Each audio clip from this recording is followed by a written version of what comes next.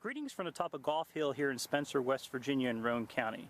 While here, see places such as Spencer, Walton, and Reedy. We'll also speak with Denver Gandee, a decorated World War II veteran, Orton Jones, a local attorney, Terry Williams, the mayor of Spencer, West Virginia, Aaron Richardson, the owner of the Roby Theater, and Roane County Historical Society members Rick Greathouse, Linda Cotril-Liss, Paul Hughes, and Missy Swisher, and they'll all give us a detailed account of some of Roane County's history and culture.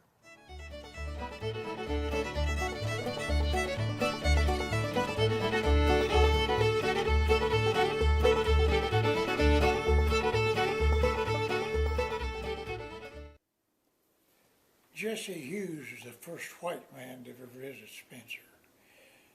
And he had a brother-in-law, Sam Tanner. And Jesse's daughter married Uriah Gandee Jr. And Jesse's daughter had a lot of children. They had a big family over at Gandeeville. Now Jesse had brought them all from Ravenswood. He went to Ravenswood, and there was an epidemic down there. They had a bad disease, and everybody was getting out of there. Over at Gandee's Run, they had a grist mill over there. Uriah himself put that in, and it was work made go by cows, circling like they're making molasses cane. And you brought your own cow, brought your grist, and you had brought your own power. Now salt was very important. It was, you have to have salt. And you had all that food, and it had to be salted down. And they would, when old Uriah would come to Spencer to trade, he brought some sheep with him that he bought up around Wheeling, old Hughes, and let Tanner have them. He said, you can have the sheep, the old Hughes, and the lambs, but I get all the wool, because the wool was worth more than the sheep was.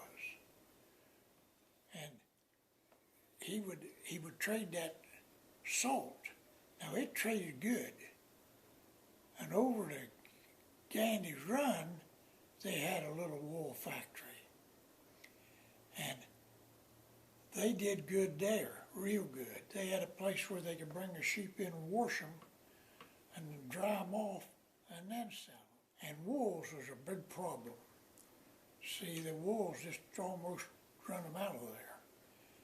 But there's a little stream of water down there at Gandeeville called Wolf Run. And Uriah Gandee built a wolf pit, and he caught them. He would dig this thing like a grave, put something down there for them to eat, and they'd jump down in, and they couldn't get back up. And he'd kill them. But they had almost killed his family.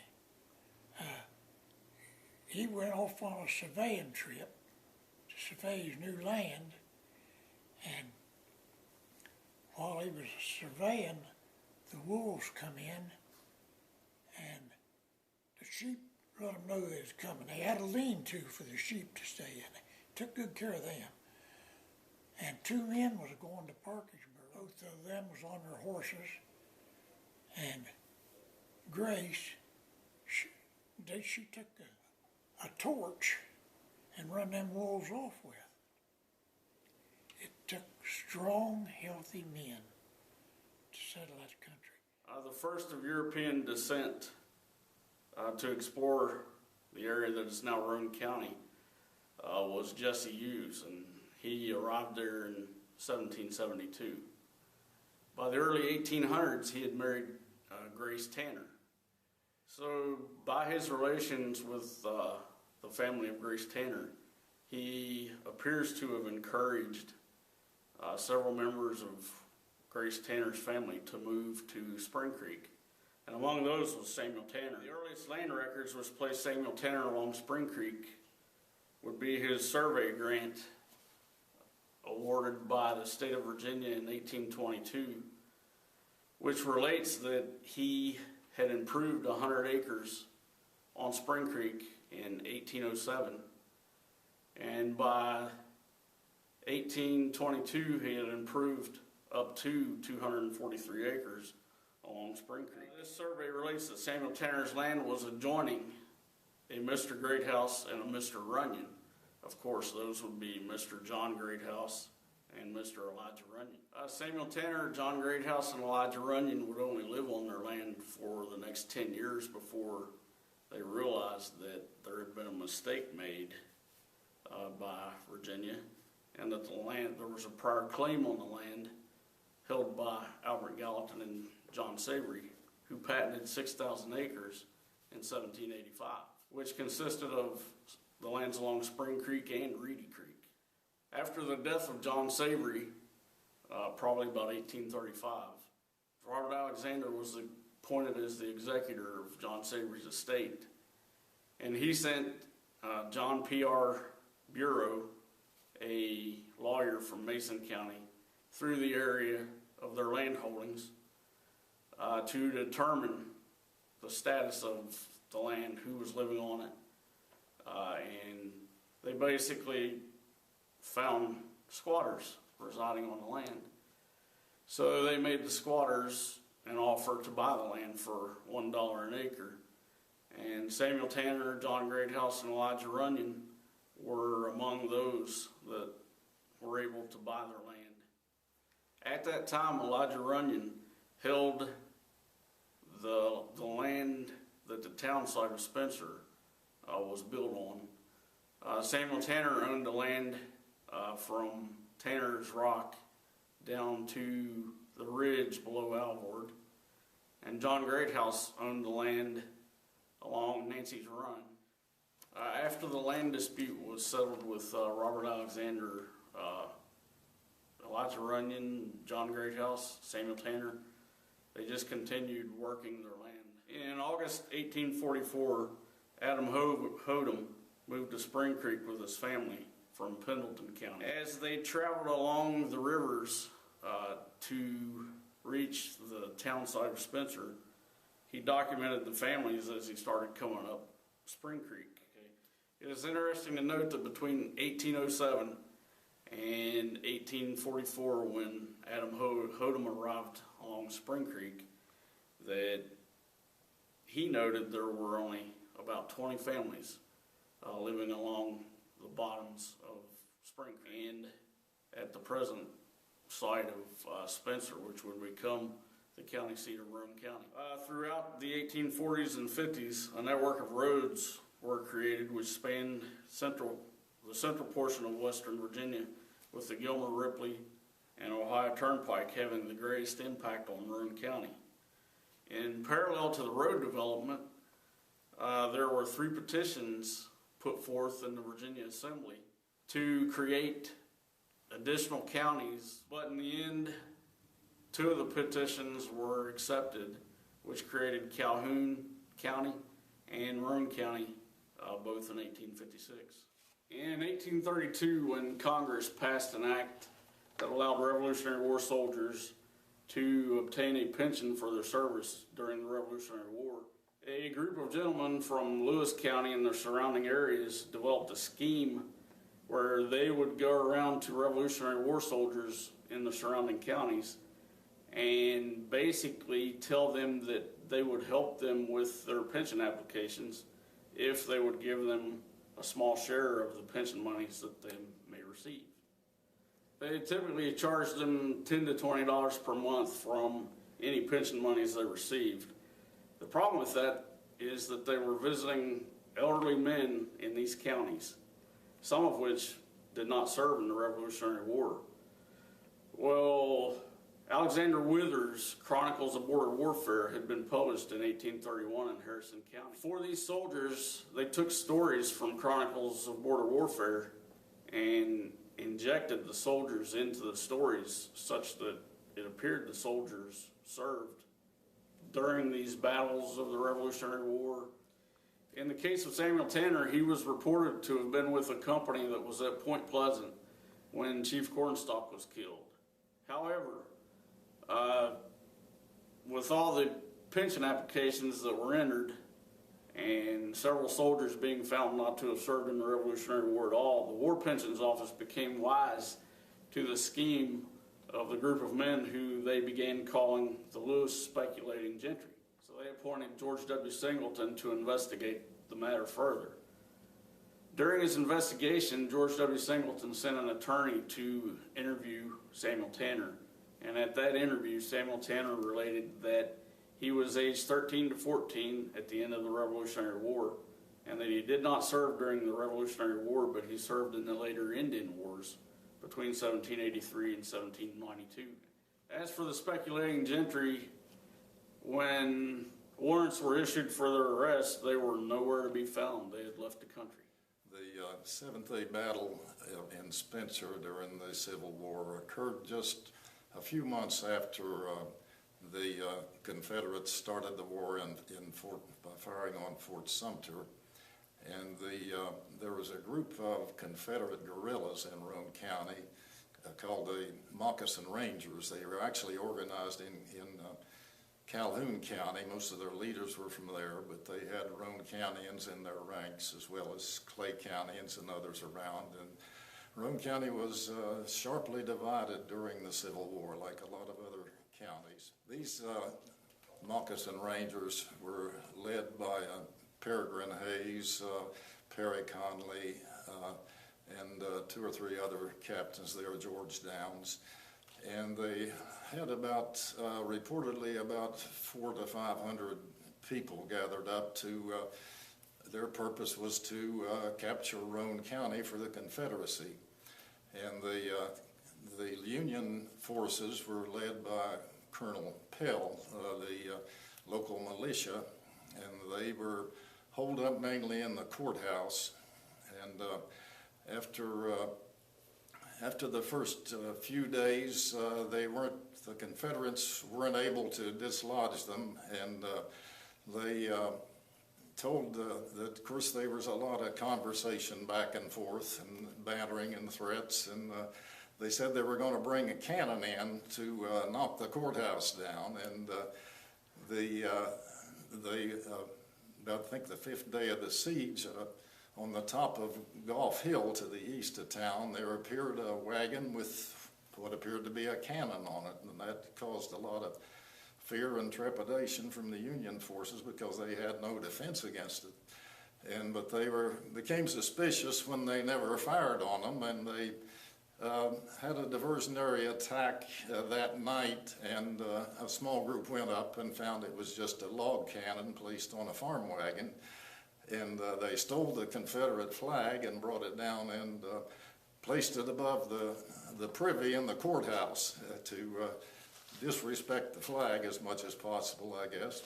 But then after about, I think the seventh day, a lady came in town, Mrs. McCown, and reported that there was a large group of Confederates who camped on her farm, just a short distance from Spencer. And so the Union forces went out and attacked them early that morning while they're still asleep the next morning. And that ended the siege of Spencer. There was also some rumors that a larger federal force was coming. And after that, they never made another attempt on Spencer, although they did try to disrupt as much as possible in the county itself. It was just really a terrible time to be living in Roane County, frankly. A lot of people, some of my relatives, left and went to Indiana or someplace where it was safer, but It was a time of retribution for any imagined wrong that somebody had done to you. The war gave them an excuse, I think, to burn somebody's barn. Or actually, we don't know how many people were killed. I know I had two separate grandfathers myself who were fired on from ambush by their neighbors because of their sympathies. My grandfather, John Hughes, was known to be a Confederate sympathizer, and fortunately the man missed. So then another grandfather who lived down at Reedy, John Bates, was fired on by a neighbor who also missed, and decided if he was going to be shot, he was going to join the Army. So he joined the Union forces and was captured just a few months after at the Battle of Bulltown, and spent most of the war in prison, in Libby Prison, and later in Andersonville. He died at Andersonville just the day before he was scheduled to be released. And his son, my great-great-grandfather, John Hughes, was too young to join the Army, but he was at home with I think 4 younger brothers and sisters and his mother, and they heard of a Confederate guerrilla group that was coming to, they would go and they would target particularly Union soldiers' families, and he was able to take some of the livestock and hide it in the woods, and but they came in and they took all the food out of their cellar, the corn from the corn cribs, even went in the house, took all their dishes, stripped bedclothes off the beds, just took absolutely everything they had. And John Bates was, after that, had no sympathy for the Confederates or for anything connected with them, including the Democratic Party. And there's a story about somebody coming to his house to buy a pig in many years after the war, and his neighbor brought somebody he didn't know, and they finished the transaction, and he said, jokingly, his neighbor said, "This is a good man, except he's a Democrat." And John Bates said, "Well, give me my pig back. Here's your money. I don't deal with Democrats," he said. But he apparently mellowed a little bit because his daughter Frances married John Hughes, my other grandfather's son, Monroe, they were my grandparents then. So he was, Monroe Hughes was a lifelong Democrat, so apparently Mr. Bates mellowed some in his old years, and most of the county did after a few years, although that was an extremely difficult time to be living in Roane County. In 1863, Henry D. Chapman, who was a colonel in the United States Union military and was also special aide to Governor Borman, raised a home guard here in Roane County, and their main job was to get supplies from the Ohio River along the Ravenswood Pike to Spencer. And on September 12, 1863, on one of these missions, Dr. Chapman and his troops were fired upon by a band of guerrillas, and this battle occurred on the Duke Farm in Reedy, West Virginia. Dr. Chapman and his troops received injuries, Dr. Chapman having received a severe gunshot wound to the thigh. They fought for several hours during this attack, and eventually they were able to turn the guerrillas back to their hiding place and get the supplies to the Roane County area. The first settlers into this county came here in 1809, and they left not long after, but the second settler came in 1810 to the southern part of the county near Kanawha. And the next settler came in 1812 and lived a winter with his family under the rock cliff that is at Spencer Middle School, and until the next spring when he could build a cabin. The whole area was forest, and they had to clear land, and people came in slowly up through the teens, and by 18 and 20 some, there were people all over the county. And they had settlements here and there that they had names, some of which have been forgotten, not used. But then by the time of the Civil War, what is now Roane County was, the southern part was Kanawha, and the northern part was mostly Jackson County. And by that time, there was a settlement here called New California, where Spencer is. It's changed to Spencer. And Walton was, and nobody knows really how Walton got his name. And Reedy was named for the creek. And other towns around, there was Gandeeville, halfway between Spencer and Walton, Newton, down in the southeastern part of the county. Several centers developed, and each one eventually would get a post office and a store. But most of the people had subsistence farming as their occupation. There were generations of farmers, and they would have maybe 40 acres, 100 acres, some of them maybe 200 acres, but they were not large farms. And there were hillsides and a little stretch of bottom land if they were lucky. And they, I know my great-grandfather never had any bottom land, and he didn't live on a public road. His oldest son, my grandfather, his ambition was someday to have a farm with bottom land. And he did, on Silkett Fork near Gandeeville. They would raise their families, and their families would take up farming, and it was, the land was really cleared. Timbering was the earliest form of making any money. After that, with these farms, they made their own clothes. They even wove their own flax and sheared their own wool, and the women were very good at the loom, and they made their own clothes. They made their own everything, really, and their food certainly. But there wasn't much money except from Union veterans who came home. They had a pension. Confederate veterans said you could always tell a Union man by the smell of his breath. He was the one who could afford to buy whiskey, in their view. And then subsistence farming was the thing. There were very few deer. Now you can't drive down the road without hitting a deer almost. In those days, there was no place for them because the forests were about gone. And then, I would say about 1885 until the end of that century, big things happened on a local level. Three things. One was the coming of the railroad.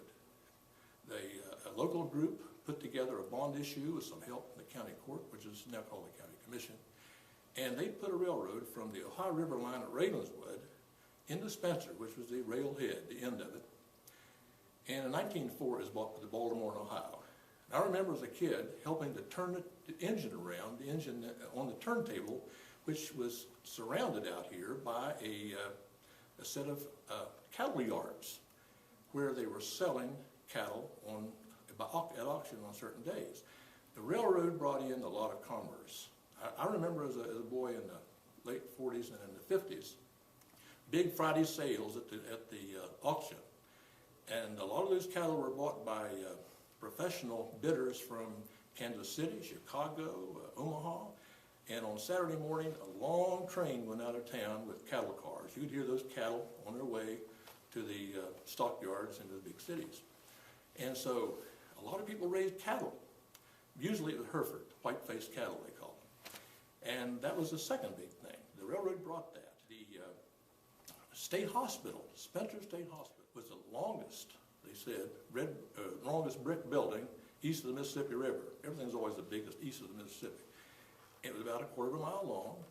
It was where Walmart is now. But it brought a lot of people jobs working at this hospital with a huge population.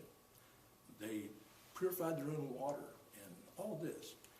They, and of course a lot of aides to take care of the 1,000 patients there. The first banks came into Spencer because there was no place to put your money yet. And it was in the late 1800s, and I can't tell you when, that the Bank of Spencer was formed. Then in 1802, the Traders Trust and Banking Company, the Roane County Bank, and the First National Bank in 1912. Meanwhile, Reedy was an incorporated town. It was a trading center. It was hard to drive on the dirt roads from Reedy to Spencer, and everybody around there went to Reedy to shop. And the railroad stopped there on its way to Ravenswood and back. And it had two banks, Bank of Reedy, the First National Bank of Reedy. They had doctors. They had a weekly newspaper. It had a population at the height, about 1910, I think, of about 700 people, between 600 and 700 people. Walton became a big center in 1920. They passed a bond issue in that district to build a high school. Walton High School came into effect in 1923. So things were growing in that sense here. Not like they were perhaps in other parts of the country, but they were growing a lot compared to what they had had. Well, the railroad, as I say, encouraged the cattle industry and a lot of other things. And the state hospital brought a lot of jobs with wages.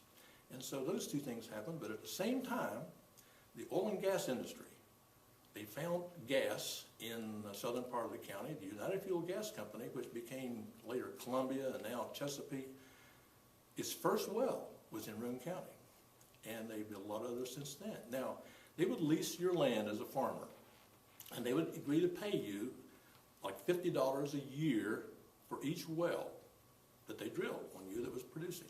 Well, that was a lot of money in 1900, 1905. I get a check about once a month, about $20, $21, from a series of wells that are still producing that my grandparents and one of my great-grandparents had signed lease for in 1907, 8, and 1912. And those leases are still producing. Doesn't seem like they're producing very much, but I have such a really tiny interest. Every generation multiplies, you know, the inheritance down. So the oil and gas industry came in, which meant two things. First of all, if you were lucky enough to have a farm where they wanted to put a well, then you got royalty from it. Now, with gas, it was so much a well per year. With oil, you got 1/8 of the production. So if it was a good well, you got a lot of money. And there were some very wealthy families in the county from royalties. Hamilton Oil Company on McCown Street, just south of Walton, put a whole field in of oil wells. They even had a boarding house there, and there was a church and a school. My great uncle was a teacher at this, was a member of the trustee. He worked for the oil company of the little one-room school. And the families there were so well off by local standards that they built houses in the town of Walton. They had a bank there, the Poca Valley Bank, and they had a street that is still called Millionaires Row. It had these nice homes on it, and most of them are still there. They're large frame homes, but that's what they called Millionaires Row. Now, whether any of them was a millionaire or not, I don't know, but they were pretty well off. Well, then, but people could also work in the oil fields, and they did, and it was hard with the dirt roads to bring in these big tanks that they needed and the drilling equipment, and they're old photographs of teams of oxen, maybe 6 or 8 or 12 oxen, pulling a big wagon that had a huge oil tank on it, going from the railroad in Spencer out to the Clover oil field on Route 36, or to some other field here, the Richardson field. And some of these fields were very big producers. And so, although once you had money there like that, well, the farmers, you know, if you get a job doing something else, all your youth, you thought about, I'm not going to hoe this rocky hillside for a corn forever. And so as soon as they could get out, they could get an education, and they could go to Akron to work in the tire factories where all the automobiles are being made, and they could go to Charleston and work. And so the old farms, many of them, they just grew back up because the old folks were too old to work them. I know, I could see now someone, just an old couple sitting on the front porch on a Sunday afternoon, hoping that one of the boys or one of the girls would come in with their families. And they would. They should have dinner ready. Or maybe they wouldn't. And after a while, with a chill in the air, they'd go back in the house and start a fire in the fireplace. Maybe next Sunday. Maybe next Sunday. Eventually, they were gone. You know, the Social Security system didn't happen until 1936. And there are a lot of old deeds in which the old folks would make a deed to a son or a daughter or a son-in-law and retain a life estate, and as the condition for the deed, they would take care of them in their old age in the manner in which they'd been accustomed and give them a decent burial. That was Social Security for many families in a rural area like this. Sometimes you'd have a deed back to the mother and father. They didn't want to do it. And then another son or daughter would pick it up and take it. You see that sort of thing on the still in the records, will always be there as long as there are records in the courthouse. A lot of people came home in the Depression because you couldn't get a job in Cleveland or Akron, other places, but at home there was a farm you could live on, and so they did in the 30s. Then World War II came along. Well, the war took the boys away, and the modern era came in. But in the 1950s, when I was a boy, I remember a lot of the old farmhouses still there, but empty, and growing up around them were the weeds and the trees. And there would be, and the fields were being taken over again. My grandfather's farm, Grandfather Jones's farm, was finally taken by the Walton Public Service District to put a dam on, a lake, for their water supply. So that's where that farm is. The timber came back, and it became an industry again, second and third growth timber. There's still cattle operation in the county, but it's mostly a hobby. They make money from it, maybe, and maybe it's a good write-off, maybe, but still there's some cattle operations in the county. In the 1960s, through that era, well, we had, we needed things here. And in terms of industry, managed to get it's hard to get industry in this kind of area because there's no flat place to put it. But there happened to be an airport that had been leveled off just east of town. And so the county commission, by that time, made that available as an industrial park. And the state built a road up to it, nice road, and we managed to get Norris Industries, a hubcap company, to build a factory there. And they had over 250 people working. Goodyear put a little plant there. We have a rubber plant here. It was for many years a Casto rubber company. It was there because a local dentist named Casto, Dr. Casto, invented, this is during the early part of World War II, he invented a plastic or a kind of synthetic rubber, it's called, the synthetic rubber, which was pretty important because the rubber all came from the Southeast Asia, from the trees that the Japanese then had totally under control. And so this became an important thing, and that factory was built here, and it's still here, but under a different name. At one time, it was the largest maker of hard rubber hockey pucks. Now, that sort of thing could make a slogan, except they don't make them there anymore. And that has been a good employer. We always had a lot of local leaders. They weren't in office or anything, but they somehow would get together and organize things, and they were effective.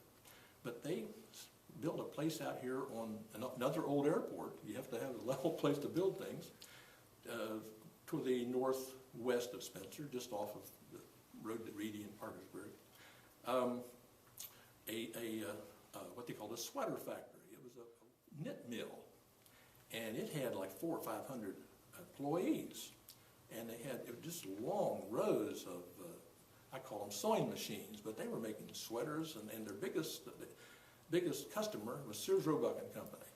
And in the evenings, the traffic jams were pretty good or pretty bad, depending on your point of view, coming from the Spencer Manufacturing Company, which was later taken over by the Kellwood Company, was headquartered in St. Louis.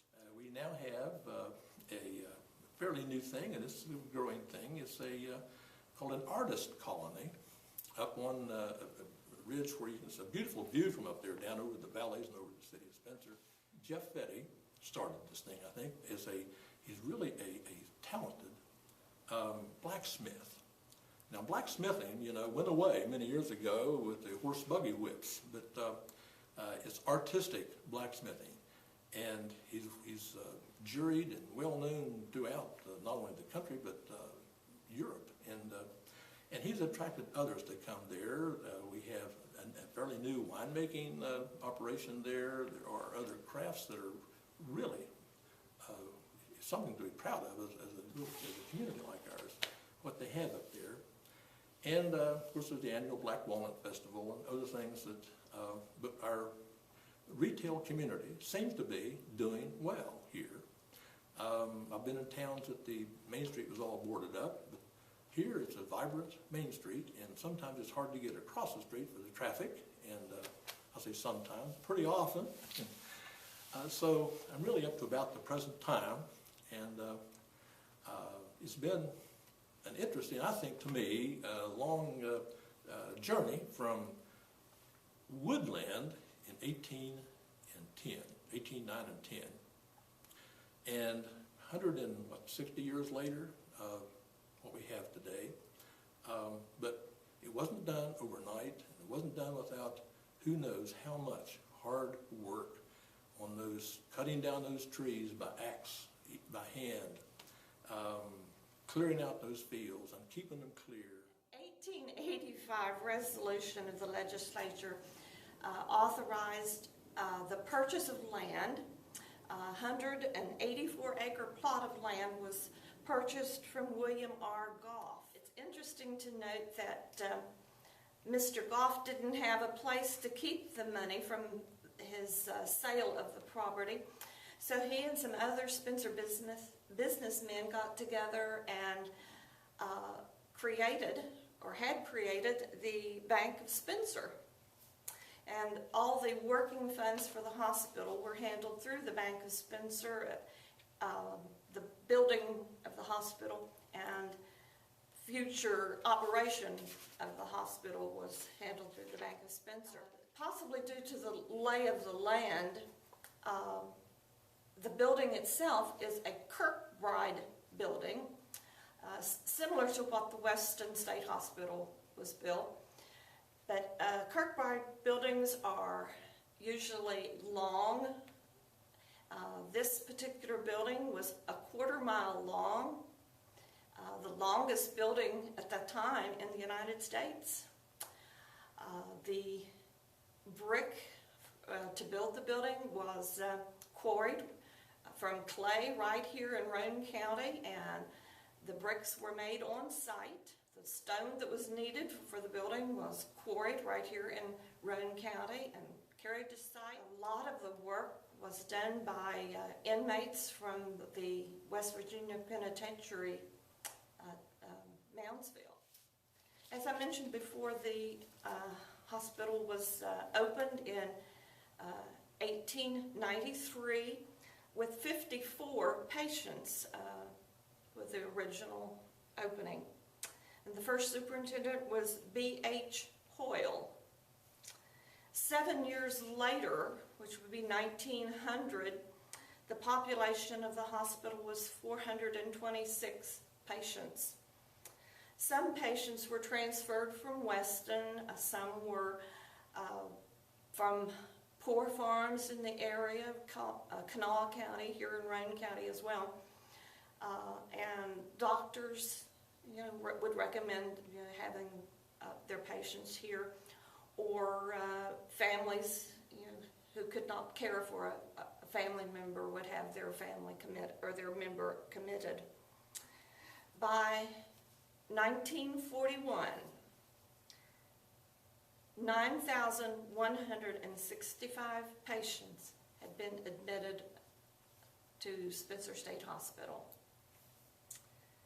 Hospital reports show that patients were admitted for a lot of different things. They were not all what we would think mentally ill or insane persons. There were persons that had all kinds of diseases, the persons that maybe had brain injuries from some kind of accident. TB, there was a lot of persons admitted that had TB. Even pneumonia, familiar things that families could no longer take care of a patient at home, and they were admitted. Some were here for just a few days. Some were here for 40-some years. Early on, an open door policy was initiated for the non-violent type patients, and that they could come and go from ward to ward. No doors were locked. They had, pretty much, like home, that they could go from room to room. But I guess the town people were just a little bit leery of having people coming and going, so a fence was completely installed around the property. They tried to find jobs for the patients around the hospital area, from working in the kitchen. They had numerous gardens that they could, they took care of the property grounds, the mowing of the lawns, and taking care of the shrubbery. They worked in the laundry, in the kitchen, anything, to keep them occupied. The hospital had a large greenhouse. It had over 15 acres of woodland that they used to fatten their hogs, which they would kill, for meat for their hospital patients. They used, they had a large dairy. They had a chicken farm, or chicken coops, large, and they used, of course, those eggs and the poultry for food. The large gardens, they had cornfields. It was interesting to note in one report that there was 35,000 gallons of tomatoes canned one summer. There was 1,000 gallons of green beans, and they had made 25 big jars of sauerkraut. In the 1920s, it had been called the second hospital for the insane, but that was held sort of a stigma to it, so the name was changed to Spencer State Hospital.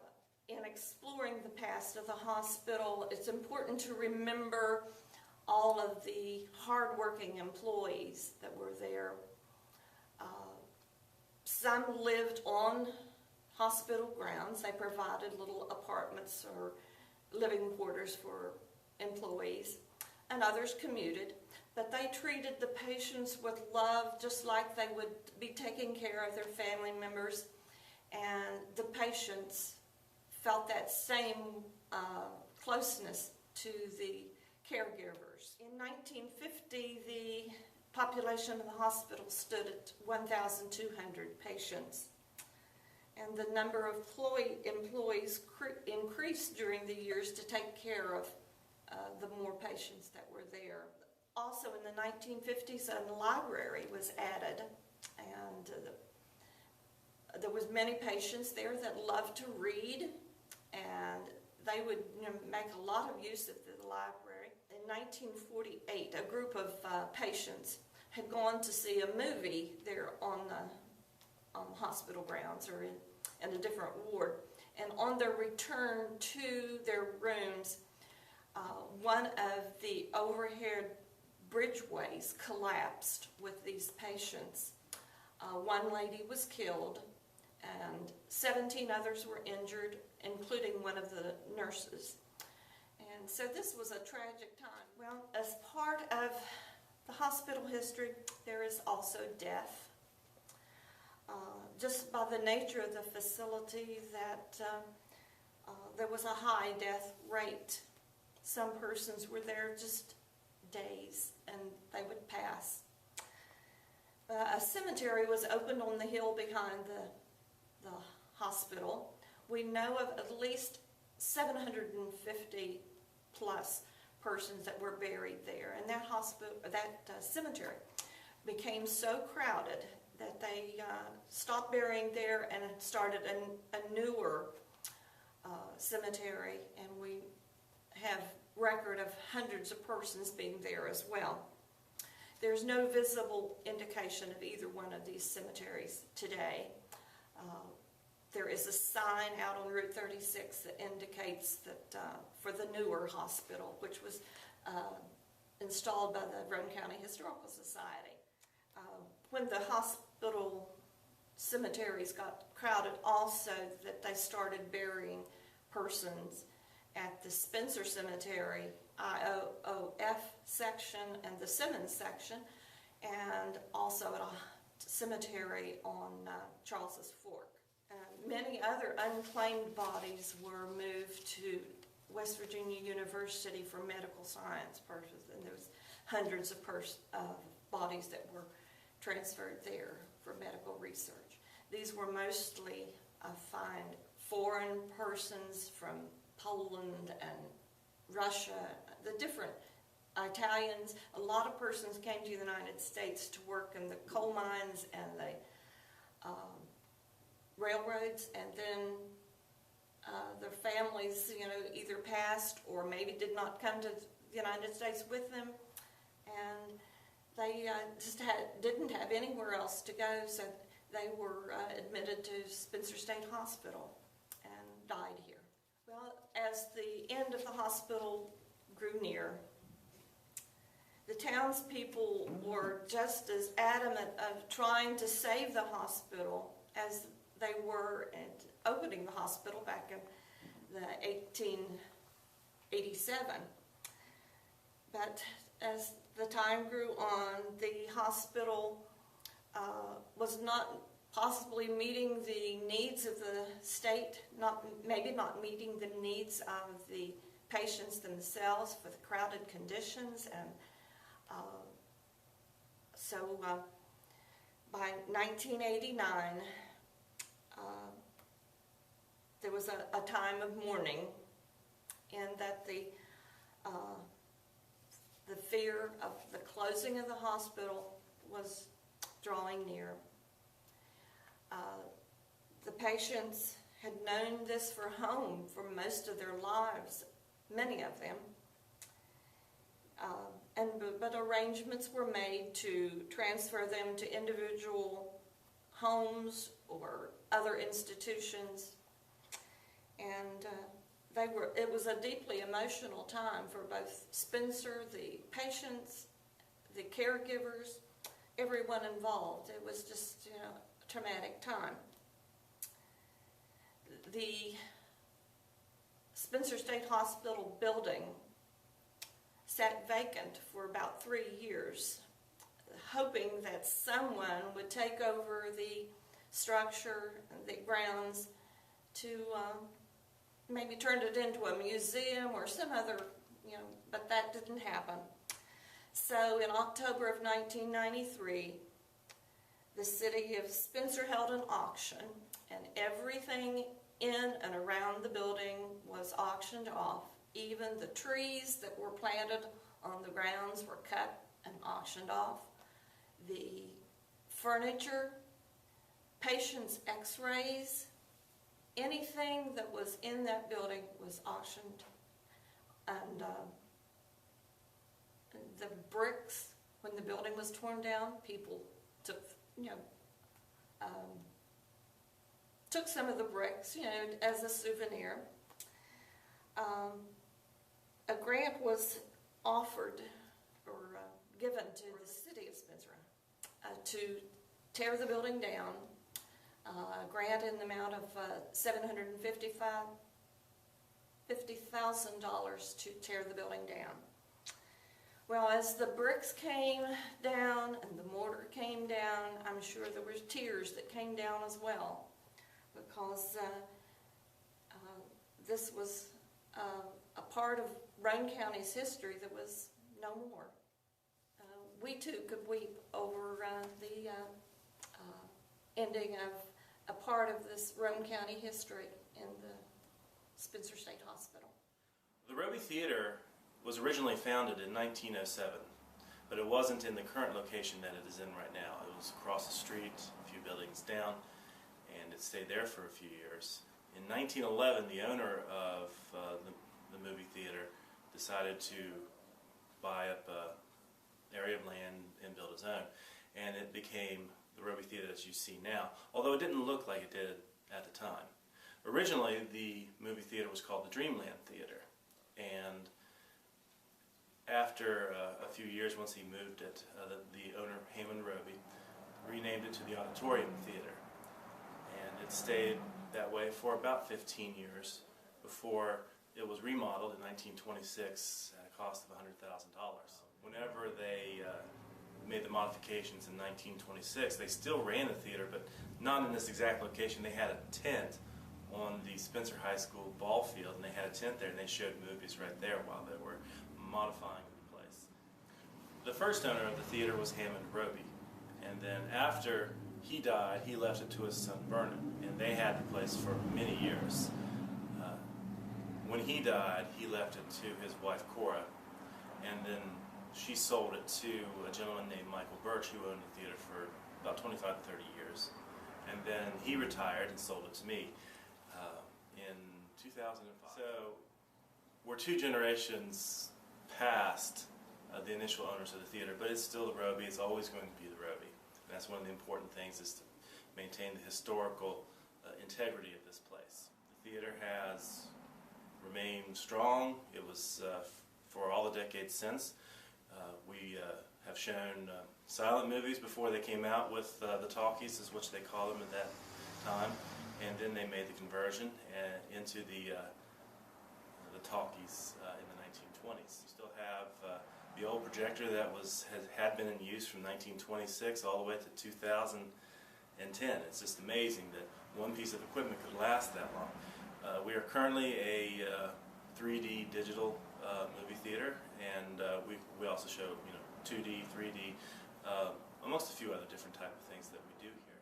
We show every night, every day, 365, except an occasional, we'll take off for Christmas Eve or Christmas Day. But this is a fully first-run, sub-run theater. It's credited to us to be the longest continuously operating movie theater in the country, and that's an absolutely awesome thing to have. The Black Walnut Festival started in Spencer in 1954. It just observed its 60th anniversary last year, and of course I was too young to even remember the first one, but Henry Young, who was a local businessman, livestock owner, and farmed, he was able to contact with one of the nut companies out in Missouri, a Hammond Nut Company, I think at the time, and they wanted to buy eastern black walnuts, and so we had a train that came into Spencer at the time. So Henry thought, all these walnut trees we have in Roane and Jackson and Calhoun and surrounding counties, we got a train here.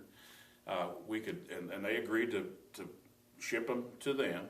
So folks brought their walnuts to Spencer, and they were weighed, and they were paid a fee of some fee. I don't even know what that would have been at the time, but it turned into a big deal. So they had a one-day event where people brought them in by the wagon loads or the truck loads or any way they can get them here, and loaded them onto the train. And they did that more than just that one day, but that day they history says, and some of the info we have, they had a little festival downtown, and people made some things from walnuts, whether wood or food or pie or cake that you eat or cookies.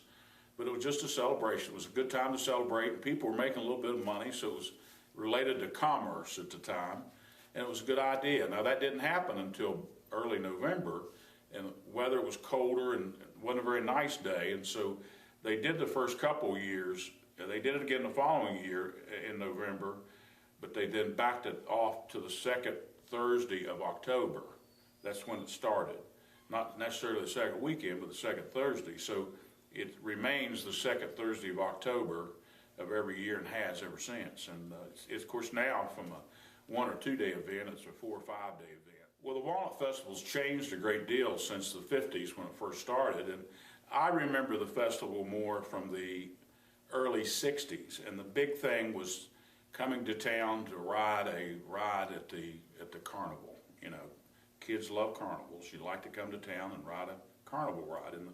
And the festival in those early years was most of the time, just right downtown. The carnival, 3 or 4 food booths, 2 or 3 craft booths. Everything was on the courthouse square. And they would bring booths in back in those days. They'd always bring something in that was a kind of a catcher. And I've told folks now, because I work with the festival so much, I even said this 3 or 4 years ago. I said, they said, what was one of the things you remember as a little guy during the festival? And I said, well, they'd always bring some petrified beast or the bearded woman or some crazy thing in this big truck-like cab, and you'd pay a quarter to go in and see it. And they say, you're got to be crazy. They didn't do that kind of stuff. So I went back and found pictures of the early 60s of a shot looking right down at the courthouse square, and there's the trailer with the sign on it see the bearded woman. And I took that to a meeting because I had to prove that that really was happening. Because we have lost that group of people who worked at the festival during those early years. You know, the people I learned from about the festival, most of those folks are gone now. And so, you know, fast forwarding, the festival stayed pretty much the same, and it was geared towards an agriculture festival. You know, people brought in exhibits of the things grown from their gardens, and they still do a little bit of that, but that's all changed. You know, now we're not all farmers and we're not all agriculture any longer. Things have changed. There used to be, you know, thousands of heads of cattle in Roane County like anywhere else in West Virginia, and that's changed too a great deal. But so now we, you know, they have a large carnival. It takes the whole parking plaza just for the carnival. They have the armory that's filled with crafters, sold out, you know, crafters. And we like people to make crafts and items from black walnuts. We have not 4 food booths, we have 30 food booths. And 20 or so of those are professional food booths, many of which have come here for 30, 35 years.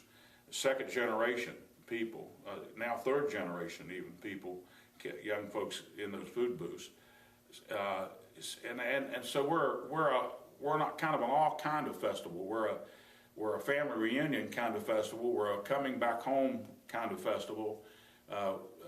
In the last 10 or 15 years, we've seen ourselves grow from a festival that was mostly Roane and central West Virginia people to several states that people come from to the Walnut Festival. And of course, you know, the social media has changed all that. And so the websites and the Facebook and everything you do, and we've even had calls before. We had a call a few years ago from a guy in New York City who was in his office looking on the street, and it was a person that had a Black Walnut Festival t-shirt on, Spencer, West Virginia. So he called the City Hall to find out what is the Black Walnut Festival. So, you know, you can buy and eat almost anything with walnuts, from pancakes to ice cream to popcorn, pies, cakes, cookies, candy. I mean, it's all here during that time. We also have walnuts that's still in the hall because we have people come here who really don't know what a walnut is. That's kind of hard to believe, but you know, we're a big country. Not everybody has a walnut tree. So we give those walnuts away to people in little bags who wants to take some back home with them.